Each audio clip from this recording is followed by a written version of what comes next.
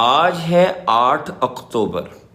फ़लस्तीन की जंग शुरू हुए 1 साल हो चुका है और 1 साल के होते ही अल्लाह ताला की ताकत हरकत में आई है और अमेरिका में 2 इतने हौलनाक वाक़यात हुए हैं कि दुनिया पूरी हिल गई है। तो मैं आपको वो 2 वाक़यात सुनाने लगा हूँ और फिर मैं आपसे सवाल करूँगा कि बहैसियत मुसलमान हमारी क्या ज़िम्मेदारी बनती है। ये वाक़या सुनने से पहले अमेरिका का थोड़ा सा निज़ाम समझ लीजिए। अमेरिका की 2 रियासतें हैं जो बराह रास्त इसराइल के साथ मुलव्वस है फ़लस्तीनियों के ऊपर बम्बारमेंट करने में। याद रहे कि इसराइल का खुद ये कहना है कि अमेरिका के बग़ैर वो 2 दिन जंग नहीं लड़ सकते।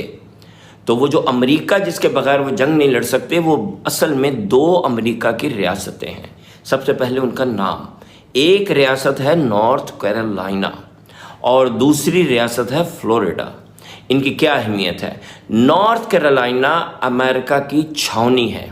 इस रियासत की तकरीबन 1 करोड़ आबादी है और तकरीबन सारी आबादी जंगी साजो सामान बनाने में या मिलिट्री बेसिस चलाने में मुलव्वस है। यहाँ अमेरिका के 7 सबसे बड़े अड्डे हैं, सबसे बड़े अड्डे। यहाँ से कार्गो प्लेन्स बॉम्ब्स लेके उड़ते हैं, इसराइल को देते हैं, जो इसराइल फिर फ़लस्तीनियों पे गिराता है। तो ये तो हो गया नॉर्थ कैरोलिना।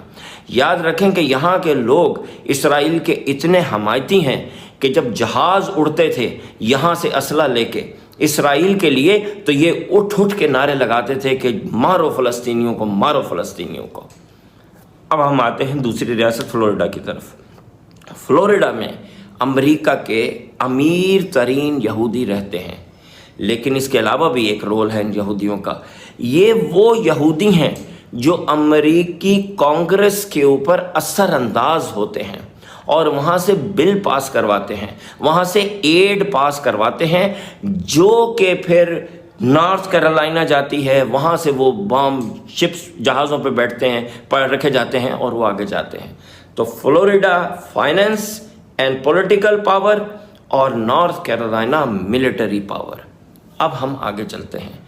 आज से 10 दिन पहले अल्लाह ताला ने समुंदर से एक बहुत बड़ा तूफ़ान उठाया, जिसका नाम गोरों ने तो रखा हिलीना, लेकिन हम उसको अल्लाह का अज़ाब भी कहेंगे।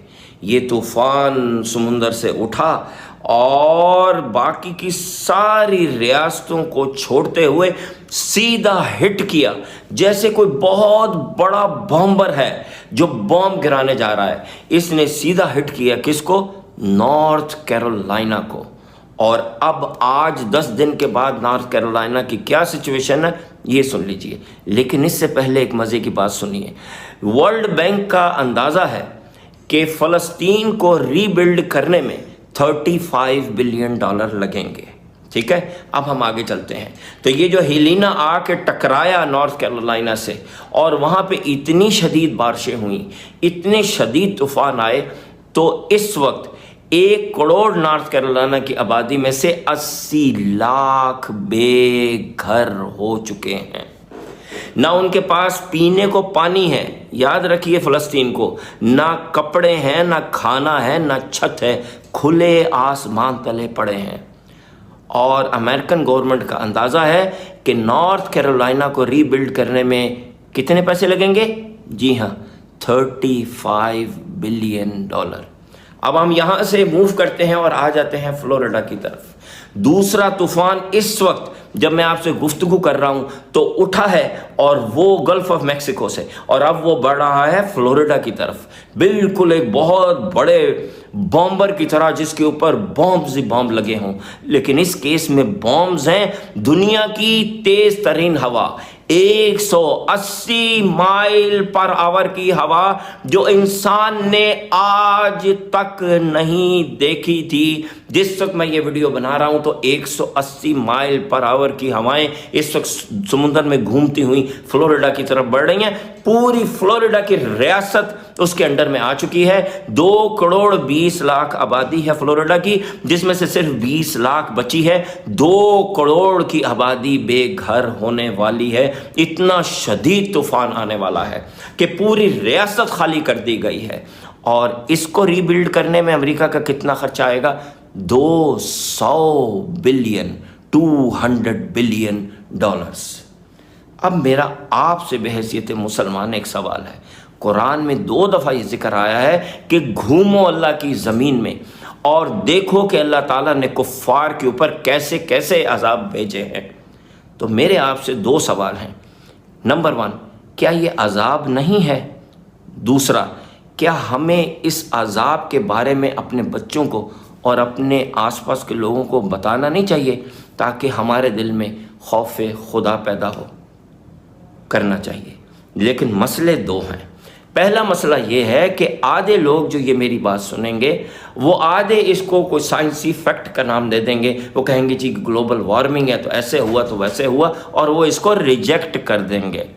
और दूसरा ग्रुप उन मुसलमानों का है मासूम कि जो ये कहेंगे कि लो जी अल्लाह ताला तो अजाब भेजता है तो हमें कुछ करने की क्या ज़रूरत है। तो उनके लिए अर्ज़ है कि अल्लाह ताला का कुफ़ार पे ये अजाब फ़लस्तीनियों की 1 साल की जद्दोजहद और शहादतों के बाद आया है।